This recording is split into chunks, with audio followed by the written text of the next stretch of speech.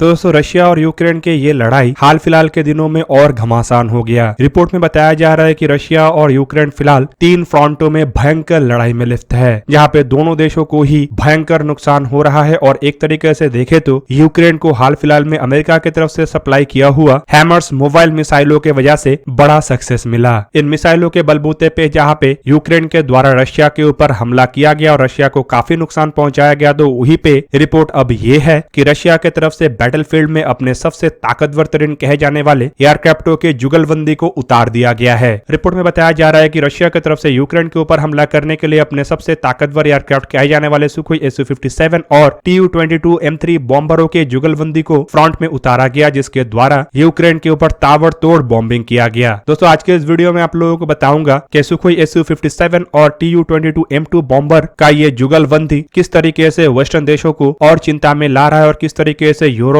अब इन दोनों एयरक्राफ्टों के जुगलबंदी के कारण एक तरीके से भयभीत है। तो डिटेल में जानने के लिए वीडियो के आखिर तक बने रहिए और चैनल को सब्सक्राइब और वीडियो को लाइक जरूर कीजिए। तो फिलहाल दोस्तों अगर देखा जाए तो यूक्रेन और रशिया के जो बैटलफील्ड है वहां पे 3 अलग अलग फ्रंट में अलग अलग तरीके के डेवलपमेंट हो रहा है। एक तरफ जहां पे डोनेस्क और खार्किव के फ्रंट में ना रशिया की तरफ से और ना ही यूक्रेन की तरफ से लार्ज स्केल मिलिट्री ऑपरेशन को लेकर कोई क्लेम किया जा रहा है, तो वहीं पे दूसरी तरफ अगर तीसरा फ्रंट मतलब खारसोन के ज़पोरिशिया क्षेत्र के लड़ाई को देखे तो यहाँ पे यूक्रेन के आर्मी के द्वारा रशिया के ऊपर हाल ही के दिनों में ताबड़तोड़ काउंटर स्ट्राइक किया गया। रिपोर्ट में बताया जा रहा है कि इस क्षेत्र में यूक्रेन के तरफ से आर्टिलरी का भरपूर इस्तेमाल किया गया, खास करके अमेरिका के तरफ से हाल ही में ही यूक्रेन को दिया हुआ हैमर मोबाइल मिसाइलों का, जो कि रशिया के कई सारे टारगेटों को डिस्ट्रॉय किया है। और रिपोर्ट में यह भी बताया जा रहा है कि इस क्षेत्र में रशिया के इनसफिशिएंट ट्रूप्स मतलब कम मात्रा में ट्रूप्स होने के कारण रशिया के तरफ से बड़ा कोई कार्रवाई करने में सफलता नहीं मिला। दूसरी तरफ अगर ओडिशा के फ्रंट को देखा जाए तो इसे लेके हाल ही में ही रशिया के डिफेंस मिनिस्ट्री की तरफ से जानकारी दिया गया है कि यहाँ पे रशिया के कोऑर्डिनेशन के तहत मिलिट्री टारगेटों के ऊपर रशिया के द्वारा रेड किया गया। हालांकि दोस्तों नए रिपोर्ट के मुताबिक ओडिशा के एरिया में कार्रवाई के लिए रशिया के मिनिस्ट्री ऑफ डिफेंस और मिलिट्री की तरफ से एडिशनल 20 कॉम्बैट एयरक्राफ्टों का डिप्लॉयमेंट किया गया है, जिनमें सुखोई 57 स्टेल्थ फाइटर और Tu-22 M3 जैसे स्ट्रेटेजिक बॉम्बर भी शामिल है। और इसका इस्तेमाल करके दुश्मन के शहर खास करके ओडिशा के ऊपर कार्रवाई को अंजाम दिया जा रहा है। रिपोर्ट में यह भी बताया जा रहा है कि ब्लैक सी में तैनात रशियन वॉरशिप के तरफ से कैलिबर क्रूज मिसाइलों का इस्तेमाल करके हाल ही में ही वेस्टर्न देशों के तरफ से यूक्रेन को दिया गया एंटीशिप मिसाइल मतलब हार्पून एंटीशिप मिसाइलों को तबाह किया गया। इसके अलावा यूक्रेन के एक जहाज को भी डुबाने का खबर है। दूसरी तरफ अगर देखा जाए तो यूक्रेन के आर्मी के पास फिलहाल काफी कम संख्या में एयर डिफेंस सिस्टम होने के कारण इस तरीके के हमले को यूक्रेन के आर्मी के द्वारा रोक पाना मुश्किल हो रहा है, जबकि यूक्रेन के आर्मी के पास जो क्रूज मिसाइल है उससे काफी दूर रह के ही रशिया के वॉरशिपों के तरफ से यूक्रेन के ओडिशा शहर के ऊपर हमला बोला जा रहा है। हालांकि रशिया का यह भी क्लेम है कि बड़े मात्रा में हमले को अभी तक अंजाम नहीं दिया गया है और रशिया केवल मात्र कैलिबर मिसाइलों का इस्तेमाल करके यूक्रेन के एंटीशिप मिसाइलों के बेड़े को ही तबाह कर रहा है। पर दोस्तों यहाँ पे जो सुखोई Su-57 और Tu-22 एयरक्राफ्टों के डिप्लॉयमेंट का बात कहा जा रहा है, इसे लड़ाई में इस्तेमाल किए जाने वाले सबसे बड़े जुगलबंदी के रूप में भी देखा जा रहा है, क्योंकि दोस्तों इनमें एक जहां पे रशिया के 5th जनरेशन के स्टेल्थ फाइटर एयरक्राफ्ट है, तो वहीं पे दूसरा सुपरसोनिक स्ट्रेटेजिक बॉम्बर है। एक एयरक्राफ्ट जहां पे छुप के यूक्रेन के ऊपर नजर रखने के साथ साथ यूक्रेन के जमीनी ठिकानों को तबाह कर सकता है, तो वहीं पे दूसरे एयरक्राफ्ट यूक्रेन के ऊपर ताबड़तोड़ हमला करने में इस्तेमाल हो सकता है। दोस्तों यहाँ पे आपके जानकारी के लिए बता दूं कि रशिया की तरफ से इन दोनों एयरक्राफ्टों के जो जुगलबंदी इस्तेमाल किया जा रहा है, ये एक तरीके से वेस्टर्न देशों के एयर डिफेंस कैपेबिलिटी को भी चुनौती दे सकता है। इवन एक तरीके से एयर डिफेंस सिस्टम के अंतर्गत रहने वाले एरिया को भी संपूर्ण रूप से तबाह करने में इस्तेमाल हो सकता है, क्योंकि सुखोई Su-57 फाइटर एयरक्राफ्ट एक ऐसा फाइटर एयरक्राफ्ट के रूप में पहचाना जाता है जो काफी कम रैडर क्रॉस सेक्शन वाला है, मतलब दुश्मन के रैडर में पकड़े जाने का संभावना इन एयरक्राफ्टों का कम है। तो वहीं पे इन एयरक्राफ्टों का इस्तेमाल करके किसी एक क्षेत्र में जो एयर डिफेंस नेटवर्क है उसे तबाह किया जा सकता है। और जब एयर डिफेंस नेटवर्क संपूर्ण रूप से तबाह हो जाए तो उस क्षेत्र में डिप्लॉयड आर्मी और आर्मी के अन्य बेड़े के साथ साथ अन्य हथियारों के जो जमावड़ा है उसे एक ही झटके में Tu-22 M3 बॉम्बरों के द्वारा भारी भरकम बॉम्बिंग से तबाह किया जा सकता है। सिंपली दोस्तों इन दोनों एयरक्राफ्टों के अगर जुगलबंदी को देखा जाए तो रशिया इसका इस्तेमाल एंटी एसएस एरियल डिनाइल के खिलाफ भी कर सकता है। हालांकि यूक्रेन के पास इतने पर्याप्त एयर डिफेंस सिस्टम नहीं है कि भारी भरकम नुकसान रशिया को पहुंचा सके, लेकिन बताया जा रहा है कि यूक्रेन को जो थोड़ा बहुत एयर डिफेंस सिस्टम है इसने भी रशिया को काफी नुकसान पहुंचाया और अब तक लड़ाई में 150 के आसपास रशिया के एयरक्राफ्ट, हेलीकॉप्टर और अन्य हथियार तबाह हो चुका है। हालांकि दोस्तों ये जो आंकड़ा है ये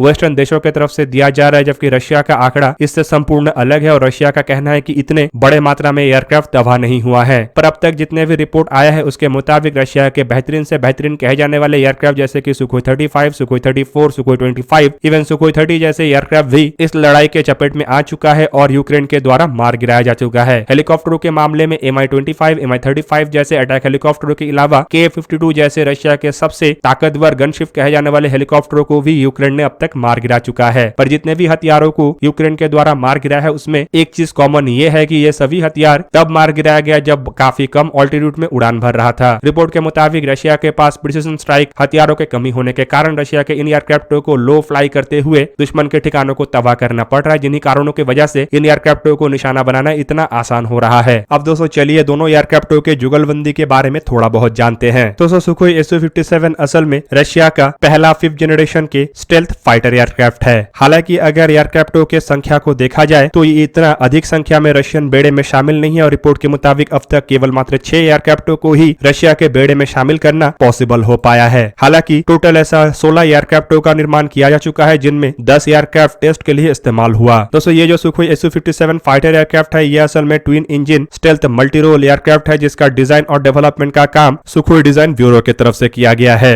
एयरक्राफ्ट के अगर देखा जाए तो ये आज से 12 साल पहले मतलब 29 जनवरी साल 2010 में अपना पहला उड़ान भरा था, लेकिन 2 साल पहले मतलब 25 दिसंबर साल 2020 में इसे रशियन एयरफोर्स के बेड़े में शामिल किया गया। दोस्तों एयरक्राफ्टों को फ्लाई करने के लिए एक पायलट का आवश्यकता पड़ता है और ये एयरक्राफ्ट काफी बड़ा है, मतलब इसका लंबाई करीबन 20.1 मीटर, चौड़ाई 14.1 मीटर और हाइट 4.6 मीटर है। एयरक्राफ्ट के एम्प्टी वेट 18,000 किलोग्राम है, ग्रॉस वेट 25,000 किलोग्राम है और मैक्सिमम टेक ऑफ वेट करीबन 35,000 किलोग्राम है। एयरक्राफ्ट के पास 10,300 किलोग्राम के इंटरनल फ्यूल कैपेसिटी है और एयरक्राफ्ट में Saturn AL-41F1 after burning turbofan का इस्तेमाल किया गया है, जिसका मैक्सिमम थ्रस्ट 147.1 किलोन्यूटन है। हालांकि दोस्तों बताया जा रहा है कि एयरक्राफ्टों के सेकंड बैच में इन इंजनों को नए इंजनों से रिप्लेस कर दिया जाएगा, जो संपूर्ण रूप से एक 5th जनरेशन का इंजन होगा। एयरक्राफ्ट की अधिकतम स्पीड माक 2 मतलब करीबन 2135 किलोमीटर पर आवर है, जबकि इसके सुपर क्रूजर स्पीड करीब माक 1.3 मतलब 1400 किलोमीटर पर आवर है। एयरक्राफ्ट का रेंज करीबन 3500 किलोमीटर है, जबकि एडिशनल फ्यूल टैंक के सहारे ये 4500 किलोमीटर तक उड़ान भर सकता है। एयरक्राफ्ट 20 किलोमीटर के ऑल्टीट्यूड तक जा सकता है और अगर एयरक्राफ्ट में इस्तेमाल होने वाले हथियारों को देखा जाए तो इसमें एक 30 मिलीमीटर के गन का इस्तेमाल हुआ है, जबकि इसमें 12 हार्ड पॉइंट है, जिनमें 6 इंटरनल और 6 एक्सटर्नल हार्ड पॉइंट है। इसके सहारे ये R-77, R-74 और इजरायलिया 810 air to air missile, KH-38, KH-59 anti surface missile, KH-35U, KH-31 anti ship missile और KH-58 जैसे एंटी रेडिएशन मिसाइल के साथ साथ कई तरीके के गाइडेड और अनगाइडेड बॉम्ब्स को भी कैरी कर सकता है। दूसरी तरफ अगर Tu-22M3 बॉम्बरों को देखा जाए तो ये रशिया के एक स्ट्रेटेजिक मैरीटाइम स्ट्राइक बॉम्बर है, जो बेसिकली सोवियत यूनियन के जमाने में तैयार किया गया था। दोस्तों इसे supersonic variable swept wing long range strategic strike bomber के रूप में देखा जाता है, जिसका डिजाइन और डेवलपमेंट का काम डेवलप डिजाइन ब्यूरो की तरफ से किया गया था।